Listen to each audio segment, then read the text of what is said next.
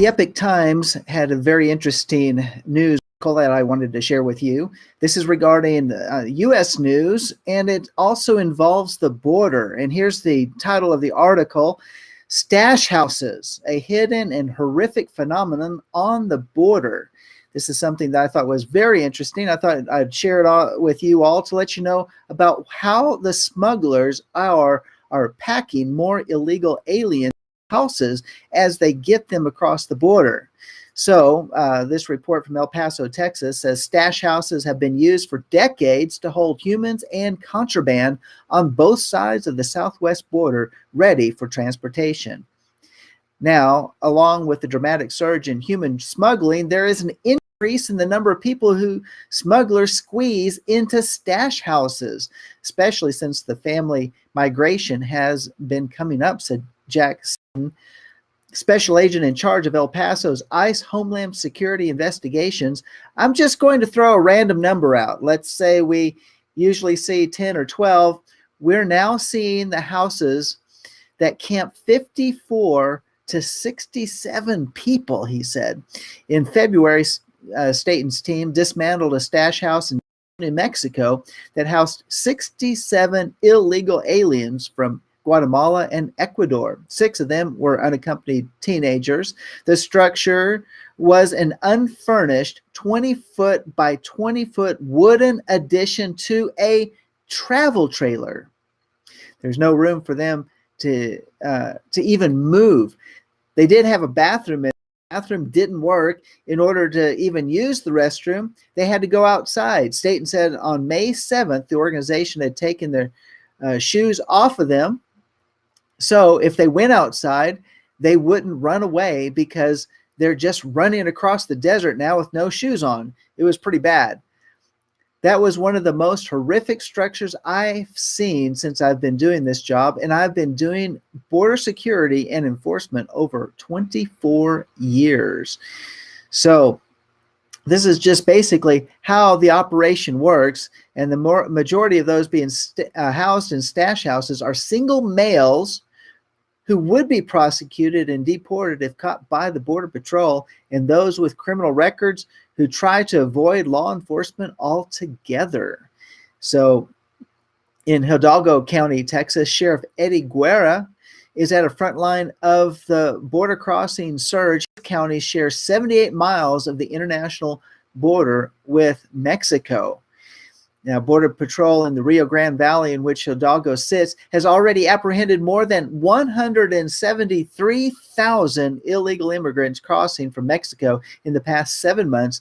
More than 101,000 of them are individuals within a family unit. And what's happening is that the Border Patrol is busy dealing with the humanitarian side of the illegal crossings. And because of this, it means that the sheriff's departments are having to step up to take on some of the enforcement of the border. It says here that they're taken away from the intelligence gathering where these stash houses are, Guerra said on April 30th. He said in the past, his deputies, along with Border Patrol, have dismantled up to 3 stash houses a day. Now, a lot of these stash houses that we're seeing now are the results of our community calling law enforcement, and we're having to go out there and pick up the slack because our federal partners are tied up doing what they're doing on the border, Guerra said. So going on, talking about these organizations, they don't treat them as humans. So that's talking about these organizations that are smuggling these people across the border, as well as getting them around checkpoints along the way. So it says they don't see them. Actually, the checkpoints are in the United States, for example. There'll be several miles, even multiple miles away from the border. And it says here that they don't see them as humans. They see them as a commodity. They don't have a respect for human life. They put them in the back of these 18-wheelers. And of course, with our weather down here, we've seen some incidences where they don't make it to their final destination. So some more information on in one intelligence briefing that I read. it says even some of the family units that were given papers to come into the United States, they're finding them in stash houses in Houston. And they're being held against their will to continue to force the family to pay the smuggling debt, Guerra said. These females, it turns from human smuggling into human trafficking, and they're forced into either labor or they're forced into the sex trade to help pay their smuggling debt. Guerra suggested that the criminal enterprises in Mexico are now making more money from smuggling humans than they are from smuggling drugs. Probably within the last 6 years, we noticed a change from drugs to humans. He said, there's a lot of money in smuggling humans. It could cost anywhere per head on a per alien basis as low as $1,500 to as high as $15,000. A group of 5 Mexicans who Border Patrol apprehended on the same day, which was back on April the 18th, says they had paid a smuggler $1,500 upfront and planned to pay the rest, $5,500, after they successfully crossed the border. A Honduran man with a 13-year-old girl handed themselves over to Border Patrol after crossing illegally. The man said the girl was his daughter and that they had paid $1,800 for both of them to cross, and they planned to go to Houston. So an estimation of what they're anticipating of 1 million illegal alien apprehensions in the fiscal year 2019 comes out at $1.8 billion paid to smugglers. If applying the cheaper amount of $1,500 per head and accounting for a low estimate of those who evade capture. So think about all those that actually make it without getting caught. So this is a multi-billion-dollar industry because of what's going on at the border. And think about this. They don't want to reform the immigration laws. The Democrats in Congress are more concerned about President Trump being having done something wrong with his taxes or trying to figure out what his finances are. After all, they won't even let the Mueller report get resolved. And so they're focused on this. And President Trump actually came out today and said, hey, I'm not going to deal anymore about any type of policies or infrastructure or anything like that, Nancy Pelosi and Chuck Schumer, until you just stop these crazy investigations. They're taking up the time of what we could actually be doing productive for the American people. So perhaps we should do something more on the border. There's some thoughts that I have on this, but let's get back to the article. The illegal aliens were from Mexico, Guatemala, Honduras, Brazil, El Salvador, and Peru. And this is from a July 2018 arrest.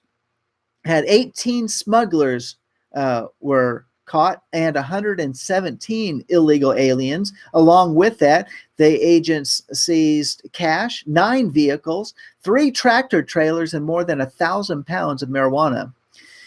Several of the illegal aliens had prior criminal records. So we got to keep this in mind. These are the ones that are coming across the border, including some of these with the criminal records. Got the criminal records in the United States. They were sent back to their country of origin, and they're just coming right back again. Why? Because we don't have the right laws in place in order to discourage additional crossings. I mean, after all, they don't make it one time, they get sent back. They'll come back again. And if they do make it, they'll give a court appearance 2 years from now, and they don't even have to show up. Or perhaps they won't show up. Or for whatever reason, they don't show up. So going on about these stash houses, these houses can be trailers or even motels. They can be in all types of neighborhoods, including gated communities. It can be a nice neighborhood to a dilapidated house or a mobile home, Guerra said. Sometimes they'll even stash these individuals out in wooded areas. And it says what they've done in Hidalgo County is they've gotten pretty aggressive about public awareness campaign about the stash houses, including letting people know what to look for. So this is what they're looking for. In fact, you could probably have stash houses not only down there on the border areas, but in your neck of the woods, because these people are making it into the nation. They're getting far into the inland. They're going into the major cities, and they're filling up residence homes, places that they can stash people.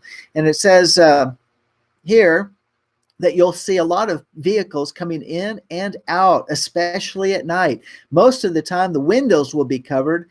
They don't want people to know. Where I said a lot of trash is being collected or discarded from a house that normally houses of a family of 3 or 4 won't necessarily have, and then a lot of trash being dumped on a daily basis. So there's some signs that you know that you've got a stash house in your neighborhood. Staten said in some cases calls have come in from individuals who are complaining because bathrooms are stopped up and raw sewage is coming out into the streets. So this is a problem that is epidemic right now until Congress gets their act together and says, we're going to stop making this a political process, and we're actually going to do something for the sake of even these illegal aliens that are crossing the border, because their very lives are at stake. They're coming across, they're being brought over by the coyotes. They are being brought in. They are put in these container vehicles, these container trucks, and sometimes left into the heat of the Texas summer, as well as the others, New Mexico, Arizona, California, out there in the deserts, and dying because of it. This is a humanitarian crisis. The people, if they can't pay their bill or if their loved ones are being caught up, they're being forced into the sex trafficking trade until they can pay their bills. And who knows if they'll ever get released from that or even survive, let alone what's happening as they cross the border. They're going across the deserts of Mexico, where their very lives are endangered to the smugglers, and because of the violence and the rape and the all the sorts of different tragedies that go along with it. And yet, because we haven't enforced the laws that we have, let alone actually redone our immigration laws, the people coming up from the South says, I will risk it in order to come to America. You know, y'all, we are on track for 600 million. That's according to the United Nations. In fact, that's a United Nation goal, 600 million illegal aliens be brought into the United States. And guess what, Canada? You're not immune to this, because as long as Trudeau's in power, they are just bringing in all sorts of aliens into your nation. And what about the excess that's here as these low-skilled workers are fighting for jobs? Where else are they going to go? They're going to keep going north into Canada in order to somehow make a living. So a crisis that we need to let our lawmakers, our representatives in our government know we need to put our foot down and stop the illegal immigration.